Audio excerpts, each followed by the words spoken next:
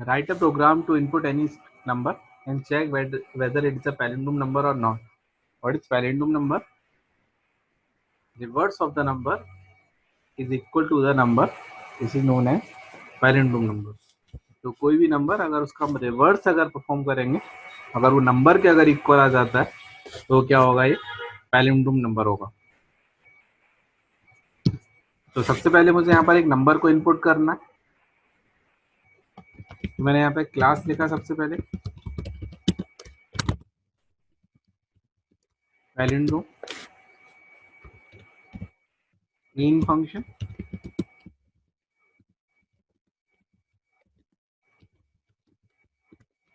यहाँ पर एक नंबर इनपुट किया तो इंटीजर टाइप का एक variable n function as argument के थ्रू इनपुट किया हुआ है। तुम अलग अलग मेथड से स्कैनर या फिर बफर रीडर के थ्रू भी परफॉर्म कर सकते हो। कुछ वेरिएबल्स की रिक्वायरमेंट हो सकती है, जैसे इंटीजर टाइप का एक वेरिएबल्स मैंने रिवर्स वेरिएबल लिया हुआ है जिसकी इनिशियल वैल्यू कितनी है 0 to calculate the reverse of the number, जो रिवर्स ऑफ द नंबर को स्टोर करेगा।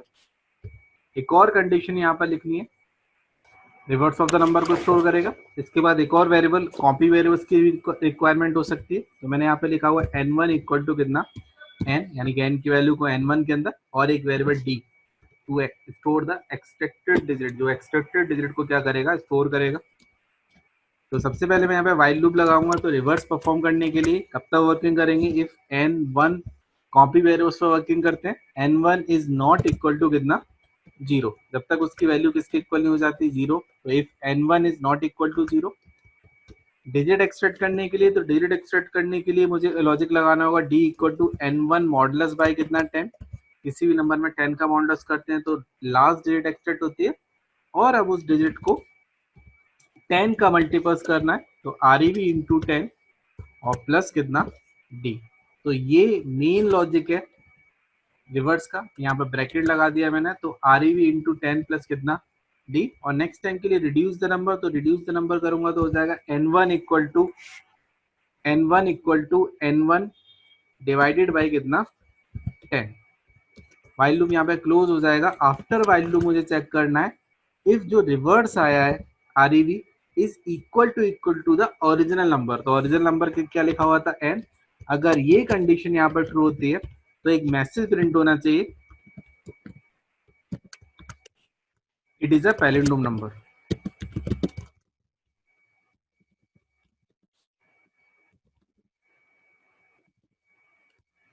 अदरवाइज अगर ये कंडीशन अगर फॉल्स हो जाती है तो फिर हम एल्स पर आएंगे और एक मैसेज प्रिंट करेंगे, it is not a palindrome number.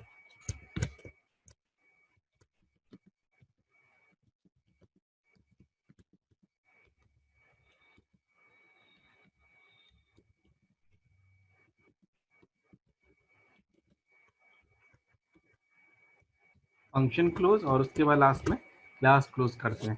तो देखते हैं कोई एरर तो नहीं है, इसे कंपाइल करते हैं। नो सिंटेक्स एरर, क्लोज करना है। तो यहाँ पर एक कोई नंबर इनपुट करना है, इससे मैंने 121 इनपुट किया। देखो अगर मैं 121 का यहाँ पर अगर रिवर्स परफॉर्म करूंगा तो जो 121 का रिवर्स भी कितना आएगा 121। तो आंसर आना चाहिए it is a palindrome number. तो ये एक पैलिंड्रोम नंबर था।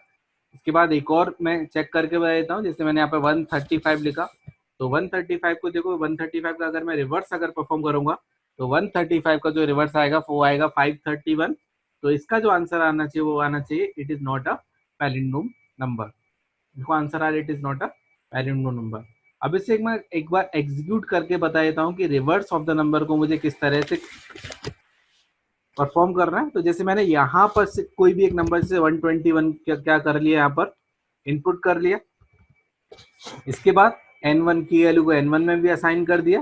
तो ये while n1 is not equal to 0, तो यहाँ पर ये जो कंडीशन होती है क्या हो जाती है ट्रू। अगर ये कंडीशन ट्रू होती है तो n1 मॉडुलस बाई 10। तो अगर मैं 121 में अगर मॉडुलस बाई अगर 10 परफॉर्म करूंगा तो 121 मॉडुलस बाई 10 कितना हो जाएगा 1। तो d वेरिएबल्स में कितना स्टोर हो जाएगा, यहाँ पर 1 स्टोर हो जाएगा। अब मुझे क्या करना है, reverse REV equal to REV into 10। तो देखो REV की जो इनिशियल वैल्यू थी वो थी 0। तो अगर मैं यहाँ पे 0 इंटू 10 करूंगा और प्लस d की वैल्यू कितनी थी 1। तो देखो 0 प्लस 0 इंटू 10 प्लस 1, तो 0 इंटू 10 होता है 0, और प्लस 1 करेंगे तो जो आरईवी की जो वैल्यू आएगी वो कितनी आएगी इधर 1। नेक्स्ट टाइम के लिए रिड्यूस द नंबर करेंगे तो रिड्यूस द नंबर हो जाएगा 121 डिवाइडेड बाई कितना 10, तो नंबर को अपडेट करेंगे तो नंबर कितना हो जाएगा यहाँ पर 12, यानी क्वेश्चन लेंगे, फिर रिटर्न करेंगे n1 is not equal to 0। Again यहाँ पर कंडीशन क्या होती है मेरी, ट्रू, यानी कि ये वाली भी कंडीशन यहाँ पर ट्रू होती है। अगेन यहाँ पे चेक करेंगे while n1 is not equal to 0, तो कंडीशन यहाँ पे कितना हो जाएगा ट्रू। नेक्स्ट टाइम के लिए n1 मॉडुलस बाई 10 यानी कि 12 मॉडुलस बाई 10, अगर मैं यहाँ पे 12 मॉडुलस बाई 10 करूंगा तो 12 मॉडुलस बाई 10 कितना हो जाएगा 2, तो नेक्स्ट जो डिजिट आएगी वो कितना आएगा इधर 2 आएगा। फिर यहाँ पर लॉजिक लगाएंगे n1 equal to,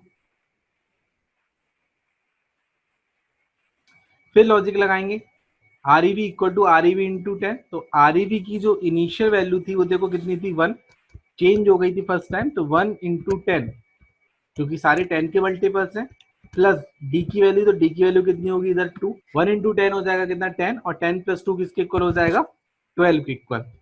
next time के लिए अगर मैं रिड्यूस द नंबर करूंगा, देखो 12 डिवाइड बाई 10 कितना हो जाएगा इधर 1, 1 is not equal to 0, again यहाँ पर कंडीशन क्या होती है ट्रू, और फिर मुझे यहाँ पर 1 मॉडुलस बाई अगर 10 करूंगा तो 1 मॉडुलस बाई 10 कितना होता है 1, अगर किसी भी स्मॉलर नंबर में अगर हम लार्जर नंबर का अगर मॉडुलस परफॉर्म करते हैं तो स्मॉलर नंबर ही क्या होगा रिटर्न होगा, तो इस देखो कितना रिटर्न हुआ 1।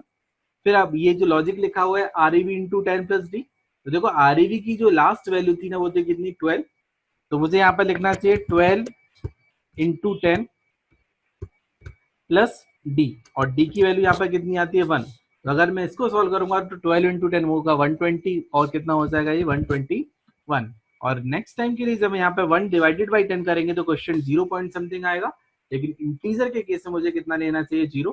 अब फिर मुझे यहाँ पे वाइल लूप पे वर्क करूंगा, तो देखो n1 is not equal to 0, condition क्या हो जाती है फॉल्स, और जैसे ही यहाँ पर फॉर लूप फॉल्स होता है तो फिर हम लास्ट में आफ्टर वाइल लूप चेक करेंगे if REV equal to the number, तो देखो आरईवी की लास्ट वैल्यू थी 121 और नंबर की वैल्यू भी कितनी थी 121, अगर मैं यहाँ पे कंपैरिजन परफॉर्म करूंगा तो कंडीशन यहाँ पे क्या होगी कंडीशन ट्रू, तो फिर उस केस में एक मैसेज प्रिंट होगा it is a valid no number. अगर ये कंडीशन फॉल्स हो जाती है तो फिर क्या प्रिंट होगा it is not a valid no number.